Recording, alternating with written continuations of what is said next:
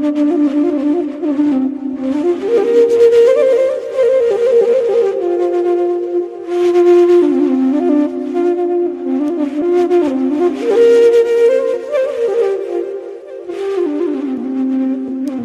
አብ ወወልድ ወመንፈስ ቅዱስ አሐዱ አምላክ አሜን። መስክሪ ደብረ ዘይት ከምቲ ኣብ ማቴዎስ ወንጌል ዝተጻሕፈ ሰማያዊ ትእዛዝ ኣብ ልዕሊኺ ካብ ተመሓላለፈ አንድምታኺ ገንፂለ ኣብ ኣትራኖስ ተደጊፈ ትንቢት ከንብብ ናይ ኣልፋን ኦሜጋን ተገዲሰ እንሆ ብቐዳማይ ምጽአት ክጅምር ኣብነት ተቒሰ ብሕት ኢለ ኽጥይቐኪ ኣንቲ ገቦ ስምዕኒ እስኪ ክርስቶስ ካብ ዝውለድ ጀሚርኪ ካብቲ ናይ ጥንቲ ናይ ጐይታና ትንቢት ንገርና ሓንቲ ብሓንቲ ኣፍ ኣውፂኺ ተዛረቢ መስክሪ ደብረ ዘይቲ ኣፍ ኣውፂኺ ተዛረቢ መስክሪ ደብረ ዘይቲ ታሪኽ ናይዚ ዓለም ናይ ደቂ ሰባት መዓልቦም እንትንገር ስለ ሰማዕኺ ምሳኺ እየ ዝላቦም ናይ ዓይኒ ምስክርናኺ ኣነ ከም ዝዕዘቦ ብዙሕ ምስጢር ሰሚዕኺ ኣንቲ ገቦ ሕልፈት ዝዓለም መስክሪ ኩሉ ይተዓዘቦ ሕልፈት ናይዚ ዓለም መስክሪ ኩሉ ይተዓዘቦም እወ መስክሪ ደብረ ዘይቲ ንዓለም ንገሪ መን ዝመላለስ ዝነበረ ብለይቲ ብቐትሪ ብዘፍርሕ ግርማ ዘስተምህር ዝነበረ ብግብሪ ካብ ሰማየ ሰማያት ዝወረደ ብናህና ፍቕሪ ካብ ድንግል ተወሊዱ መከራ ዝተቐበለ እስከ ዘክሪ 33 ዓመት ከርተት ዝበለ ኣብዛ ምድሪ ክርስቶስ ከም ዝኾነ ርኢኺ ኢኺ በልግዳይ መስክሪ ግድን እዩ ኸትመስክሪ ናይ ምጽአትኪ ኩነታት ኣብ ልዕሊኺ ዝተፈጸመ እቲ ቐንዲ ተኣምራት ሰሚዕኺ ኢኺ ንሃዋርያት እንትምህሮም እቲ ስርዓት ክሳዕ መወዳእታ ዓለም እንትነግሮም እቲ ትንቢት ሽዑ ስለ ሰማዕኺ እቲ ናይ ሎሚ ክስተታት መስክሪ ደብረ ዘይቲ እቲ ናይ ክርስቶስ ምጽአት መስክሪ ደብረ ዘይቲ እቲ ናይ ክርስቶስ ምጽአት እወ እታ ናይ ፍርዲ መዓልቲ ድንገት ዝመጸላ ብግርማ መለኮት ከም መብረቕ ዝበርቀላ ብንፍሓት ቀርኒ ትኩስ ሬሳ እንኾነላ መቑነን ግብርና ወዋጋና ዝኸፍለላ መዓዝያ ሰዓታ ታዳግማይ ንትስአላ እወ መስክሪ ደብረ ዘይቲ በጃኺ ንገርና እታ ናይ ጭንቂ ሰዓት ሕሽኽ እንዶበልና ማንም ስለ ዘይፈልጣ የለን ስለ ዝተብሃልና ምልክታት እንዳረአና ምሕር ተጨኒቕና ወላ እኳ ሰንበት ከም ዝኾነት መጽሓፍ እንተንበብና ኣየነይቲ ሰንበት ከንብላ ምፍላጥ ኣብያትና ወገን ኣሰውዕል ይፈልጣየ ከይትብል ብግምት ኣየነይቲ ዓመተ ዓለም ኣየነይቲ ዓመተ ምህረት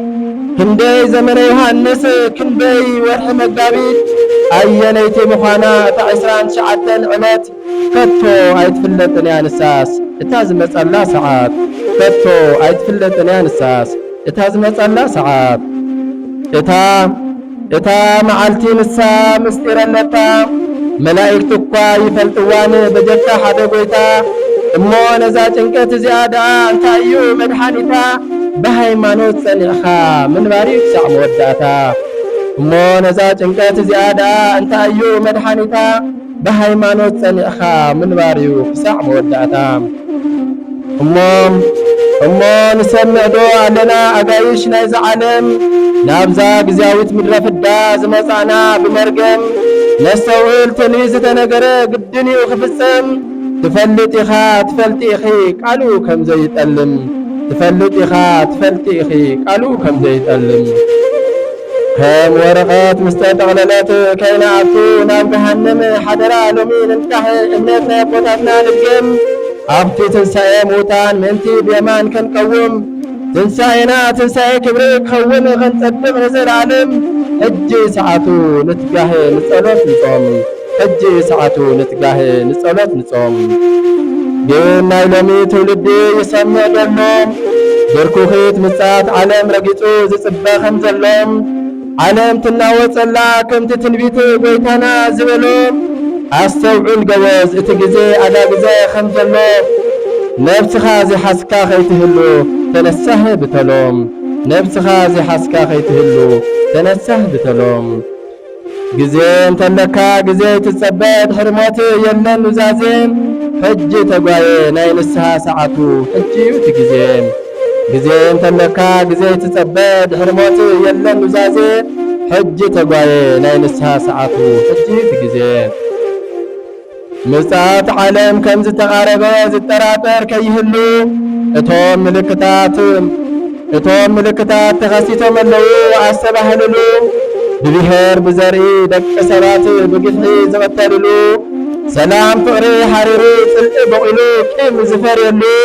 ሓልዮት ቅንዕና ጠፊኡ ዓመት ጭቃኔ ዝነግሰሉ ብሓፂሩ እዚ ክስተት ምስክር እዩ ባዕሉ ንባዕሉ ብሓፂሩ እዚ ክስተት ምስክር እዩ ባዕሉ ንባዕሉ እወ መስክሪ ቁፅሪ ሓደ ምስክርና ኣኺ ደብረ ዘይቲ ኩናትን ድምፂ ኩናትን የለን ድ ኣብዚ ሕጂ ወቕቲ ብሕማምን ሞትን ዓለም ኣይተጨነቐትን ድያ ብመቕዘፍቲ ግፍዓዊ ጨፍጫፍ ኣይወረደናን ድ ብነውራማት ወረርቲ ካህናትን ህፃናትን ኣይተሓረድን ድዮም ብጨካናት ክሓቲ ብጣዕሚ እዩ ዘሕዝን ኮይና ትንቢት መፈጸምቲ ብጣዕሚ እዩ ዘሕዝን ኮይና ትንቢት መፈጸምቲ እወ ከምቲ ክርስቶስ ዝበሎ ወይልየን ኣዴታት መቆብቲ ከም ራሄል ኣይተገፍዓን ድየን ኣዴታት ብሕሱም ማሕሰይቲ ሎሚ ዶ ይኮነን መጺኦም ዝኒሄው ብሂወቱ ንሰብ መቃጸልቲ እሞ እንታይ ደኣ ድሮ ምጽኣት ከም ዝኾነ ዘይተኣምኑ ትመስክር እንዶ ደብረ ዘይቲ ካብዚ ንላዕሊ እንታይ እዩ ሚዛኑ ትመስክር እንዶ ደብረ ዘይቲ ካብዚ ንላዕሊ እንታይ እዩ ሚዛኑ ሃገር ምስ ሃገር ህዝቢ ምስ ህዝቢ ዓመፅ እንዳበዝሐ ድምፂ ዋይዋይታ ሞት ህዝብታት ብሚድያ እንዳተጋውሐ ግፍዓዊ ቅትለት ልሙድ ኮይኑ እንዳተስፋሕፈሐ ዜና ጭንቀት ካብ ሰዓት ናብ ሰዓት እንዳወሰኸ ምጽአት ዓለም ይቃረበሎ ህዝበይ ከይተነስሐ ምጽአት ዓለም ይቃረበሎ ህዝበይ ከይተነስሐ እወ እዝኒ ዘለዎ ይስማ ኩሉ ትንቢት ይፍጸመሎ በብእዋኑ ስለዚ ህዝበ ክርስቲያን ንፈጣሪ ዓለማት እመኑ ብይቅርታ ቅረብዎ ቅድሚ ፍርዲ ቅድሚ እትብይኑ ከብረሃልኩም እዩ ንዑ ናብ ኣምላኽኩም ወግኑ ከብረሃልኩም እዩ ንዑ ናብ ኣምላኽ ወግኑ እወ ምስክርና ካብ ኮነት ደብረ ዘይቲ ንዑ ኣንቋሕኩሑ ከርሕወልኩም እዩ ኣይዞኹም ኣይትፍርሑ ናይ ነብስኹም ግቢ ኣቐዲምኩም ኣምርሑ ጎይታ ኣብ ዝመጾ ስለ ዘይፍለጥ ሎሚ ንቕሑ ተስኡ ንጸሎት ብፍጹም ጸጸት ተነስሑ ከምተን ንፉዓት ደናግል ተዘጋጅኹም ጽንሑ ወስብሃት ለእግዚአብሔር ወላዲቱ ድንግል ወለመስቀሉ ክቡር አሜን።